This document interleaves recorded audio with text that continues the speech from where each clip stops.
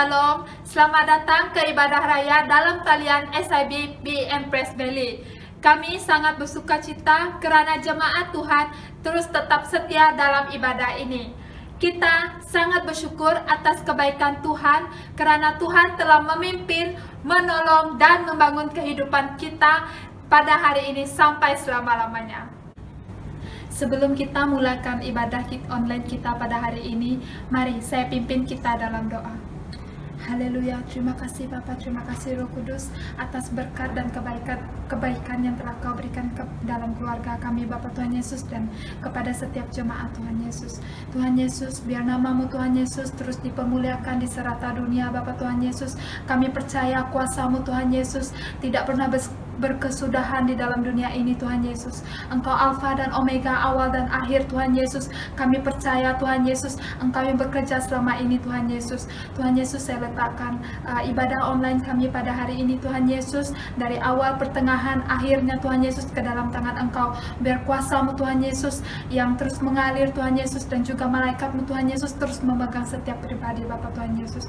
Dan jikalau kuasa setan, kuasa iblis, kuasa kegelapan ingin terus mengganggu kami, ingin menggoyahkan iman kami, dalam nama Tuhan Yesus kami patahkan dalam nama Tuhan Yesus, karena Engkau di atas segalanya Bapa Tuhan Yesus. Dan juga saya meletakkan setiap pribadi Tuhan Yesus, baik yang melayani secara tidak langsung dan langsung Tuhan Yesus ke dalam tangan Engkau. Berkati keluarga mereka, berkati pekerjaan mereka Bapa Tuhan Yesus. Segalanya kami naikkan syukur kepada di dalam nama Tuhan Yesus kami telah berdoa dan mengucap syukur. Amin. Mari kita naikkan pujian dan sembah bagi Tuhan. Haleluya. Haleluya, jemaat Tuhan, mari kita naikkan pujian bagi Tuhan. Katakan Dia Yesus, sobat kita yang setia. Woo!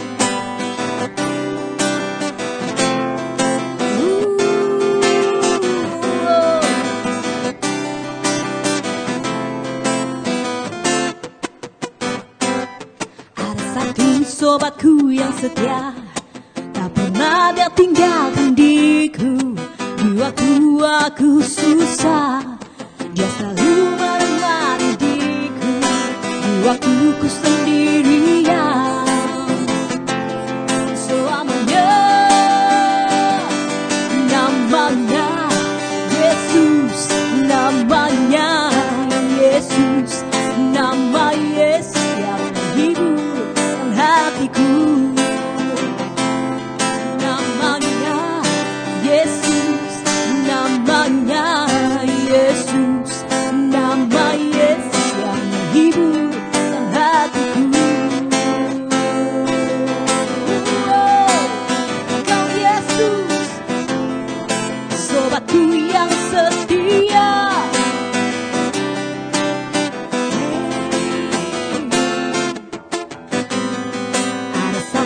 Sobatku yang setia, tak pernah dia tinggalkan diriku. Di waktu aku susah, Dia selalu menemani diriku. Di waktu ku sendirian, selamanya namanya Yesus, namanya Yesus, nama Yesus yang menghibur hatiku. Namanya Yesus, namanya Yesus, nama Yesus yang menghibur hatiku. Oh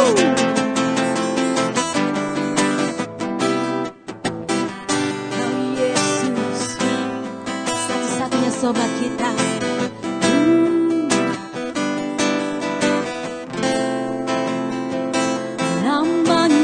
Yesus, hey. Namanya Yesus, nama Yesus yang menghibur hatiku.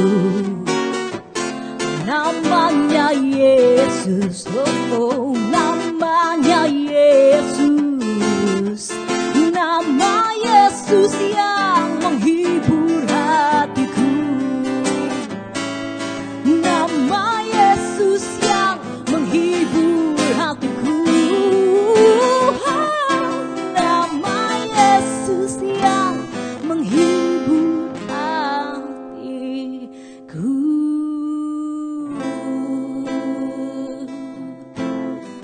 Kau Yesus obatku yang setia. Terima kasih Tuhan, Kau Allah kami yang setia. Jatuh bangun kami dalam kehidupan kami, Engkau Allah yang tetap setia, ada bersama dengan kami. Kasih-Mu Tuhan yang tak akan pernah terpisahkan dari hidupku. Tiada yang dapat pisahkan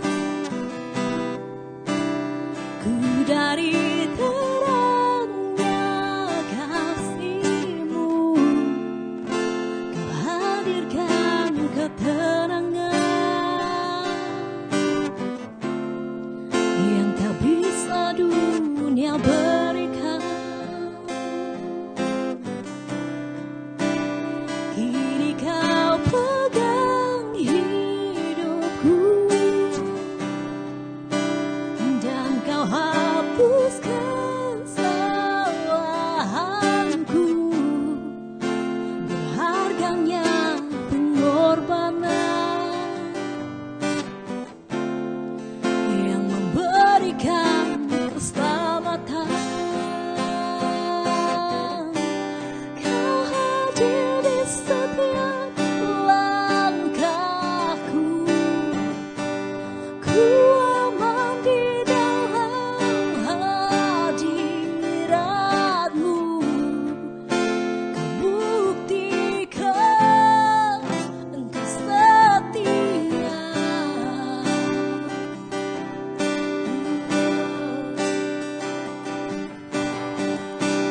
Kan ku angkat tinggi tanganku, tanda ku berserah kepadamu. Selamanya setia.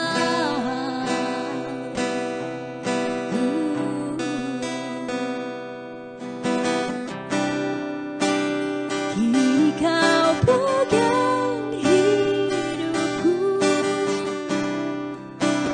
dan Kau hapus kesalahanku. Berharganya pengorbanan yang memberikan keselamatan. Kau hadir di setiap langkahku. Ku aman di dalam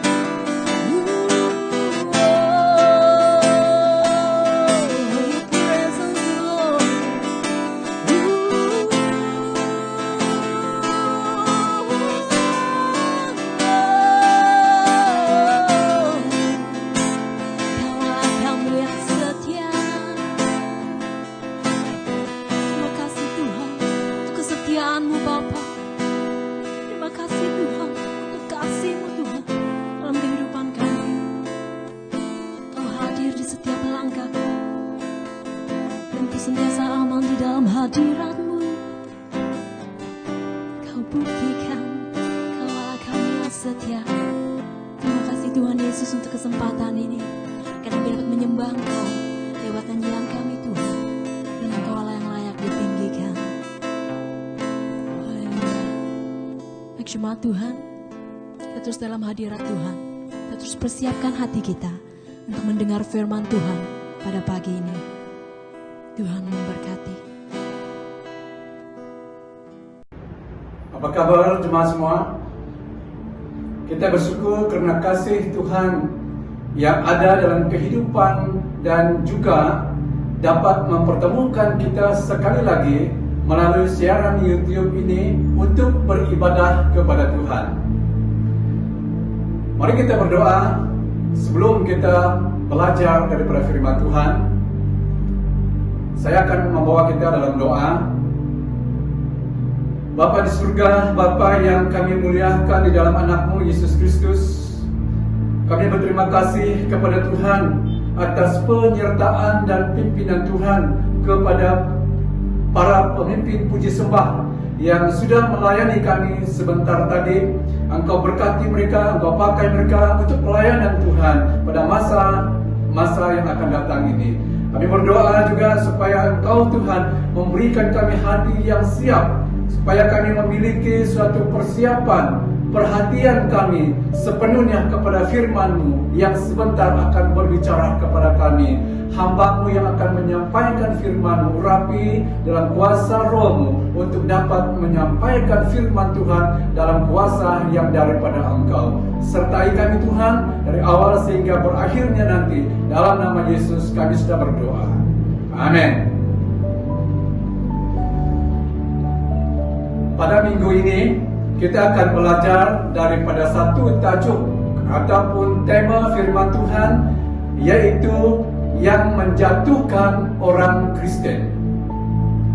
Yang menjatuhkan orang Kristen. Ada banyak hal, ada banyak perkara yang menyebabkan orang Kristen jatuh di dalam dosa. Bukan jatuh secara tubuh, tetapi jatuh secara rohani, secara iman kita kepada Tuhan. Yang menjatuhkan orang Kristen adalah sesuatu yang menggagalkan kita untuk terus melangkah di dalam kehidupan kekristenan kita. Jadi pagi ini kita kupaskan dua perkara yang selalu menjadi pokok utama kejatuhan orang percaya kepada Tuhan. Yang pertama, yaitu sikap membenarkan diri sendiri.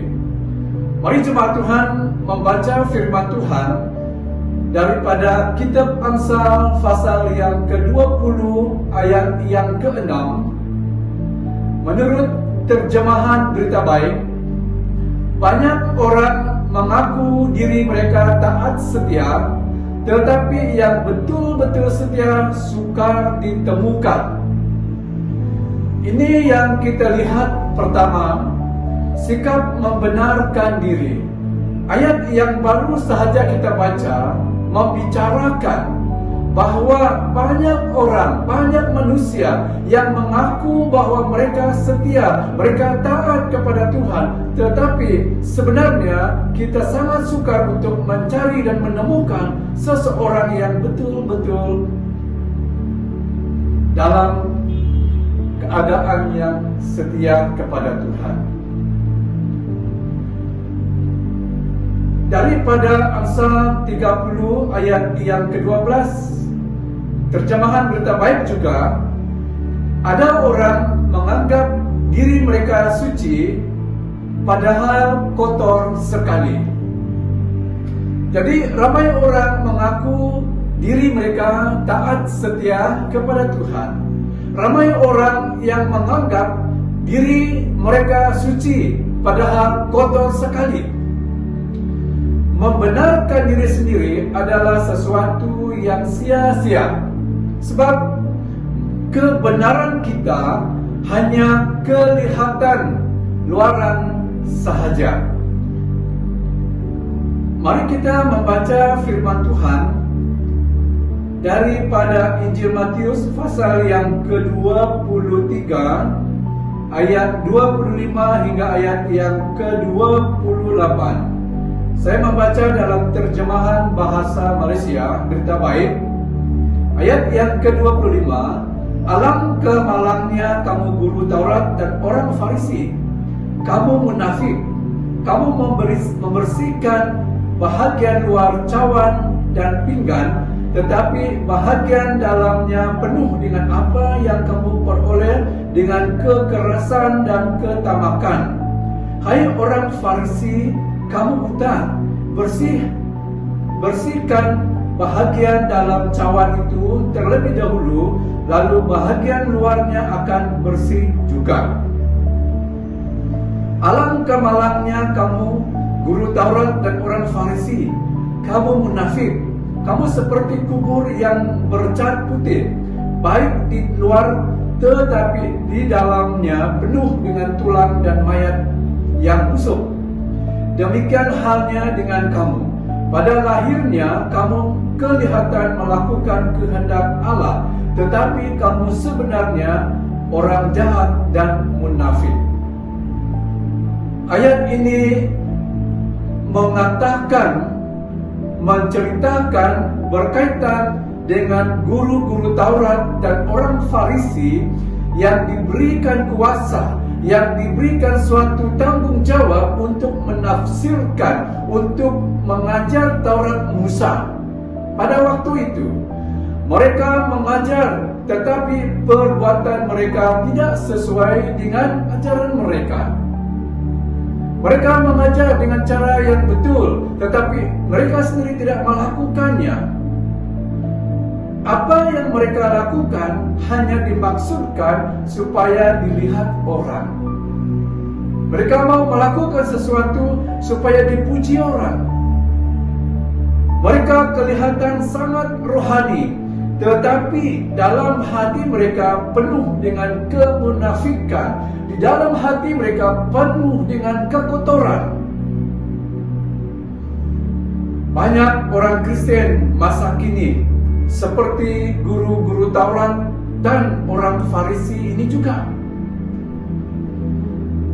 yang kelihatan sangat rajin ke gereja, yang kelihatan sangat rajin dalam pelayanan dan melayani, yang sangat rajin dalam persekutuan doa, bahkan di dalam kegiatan-kegiatan rohani, tetapi di dalam hati mereka penuh dengan kemunafikan. Di dalam hati dan kehidupan mereka penuh dengan kepura-puraan. Oleh itu, jemaat yang dikasihi oleh Tuhan Yesus Kristus, orang yang membenarkan diri sendiri sungguh berani untuk menghampiri Tuhan.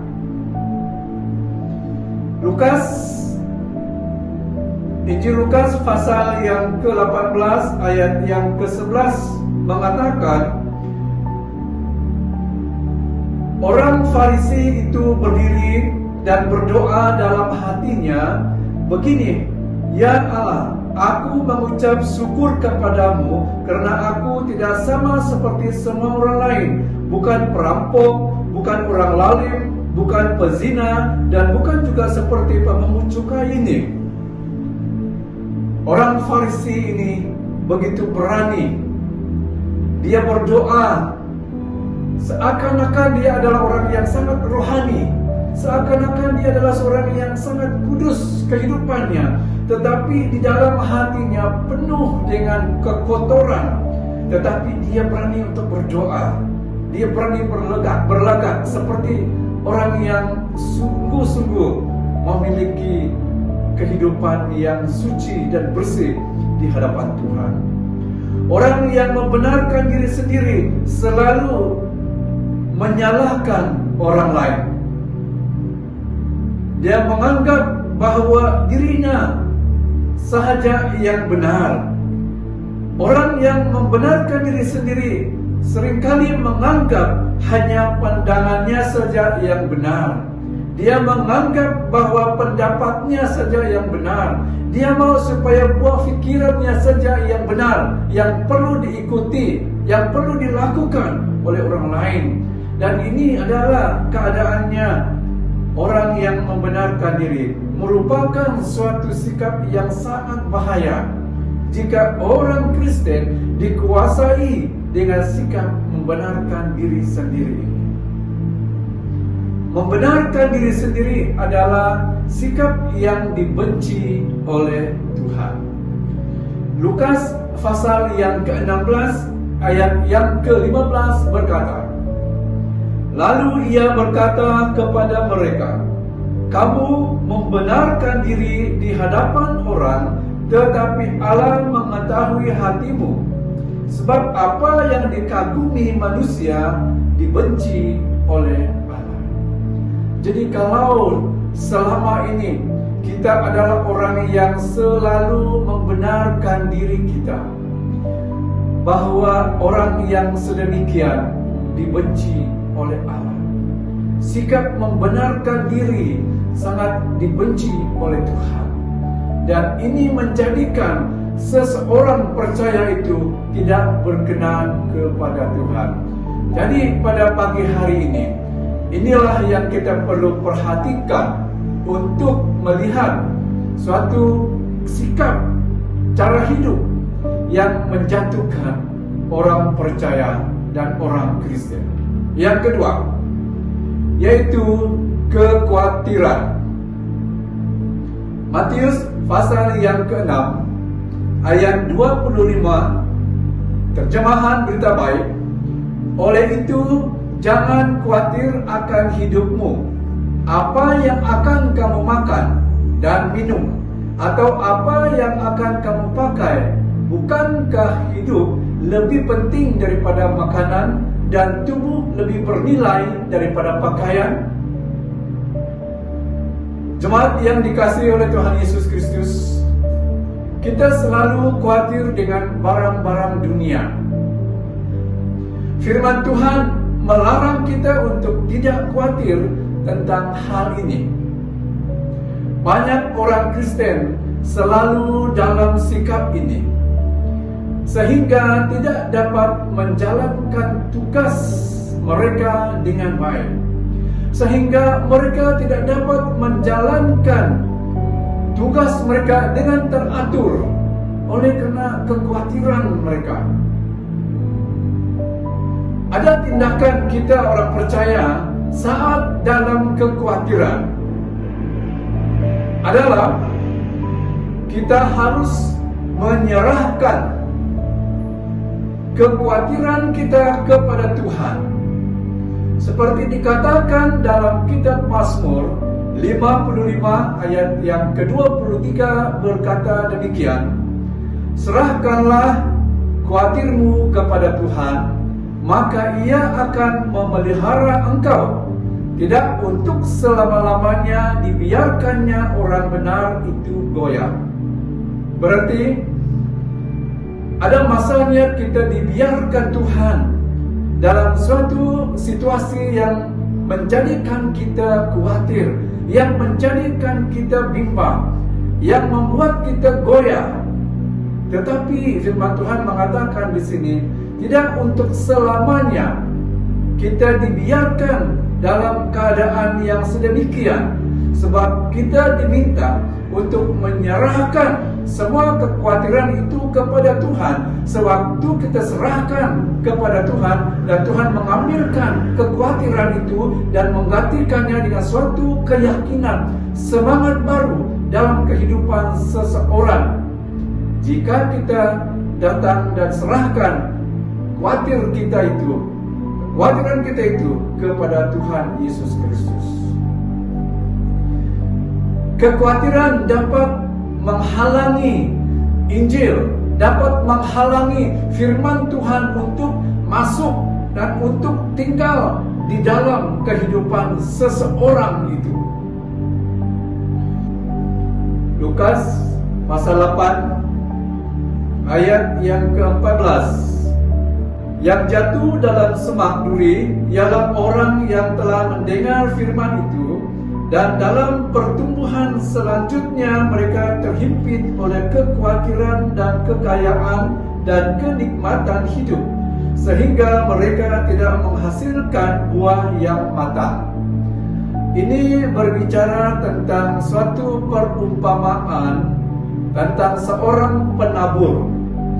Ayat yang kita sudah baca di sini menjelaskan bahwa ada benih yang jatuh dalam semak duri, ialah orang yang telah mendengar firman itu dan dalam pertumbuhan selanjutnya mereka terhimpit oleh kekhawatiran. Jadi di sini jemaat Tuhan yang saya kasihi di dalam Yesus Kristus, kekhawatiran yang menguasai kehidupan kita menghalangi, menghambatkan firman Tuhan itu untuk berkembang, untuk berbuah, menjadi matang di dalam kehidupan kita. Jika kita dikuasai oleh kekhawatiran.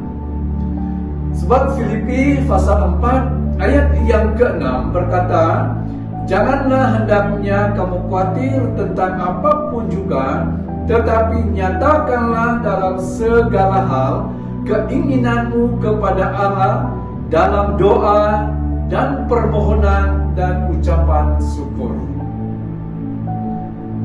Jangan hendaknya kamu khawatir. Segala sesuatu yang menjadikan kita khawatir, segala sesuatu yang menyebabkan kita bimbang, mari kita bersama-sama. Ayat firman Tuhan mengatakan di sini untuk menyatakan, untuk menceritakannya, untuk menyampaikannya kepada Tuhan di dalam doa dan permohonan serta ucapan syukur kita kepada Tuhan. Ayat ini membawa kita untuk melakukan suatu tindakan supaya dapat membantu kita saat kita di dalam kekhawatiran. Jadi dalam apa sekalipun keadaan kita pada masa sekarang ini, ataupun dalam kehidupan kita di masa-masa yang akan datang, mari kita memiliki satu sikap untuk tetap mengutamakan Tuhan, mengutamakan kerajaan Allah di dalam kehidupan kita. Seperti dikatakan daripada Injil Matius pasal yang ke-6 ayat 33. Tetapi carilah dahulu kerajaan Allah dan kebenarannya, maka semuanya akan ditambahkan kepadamu.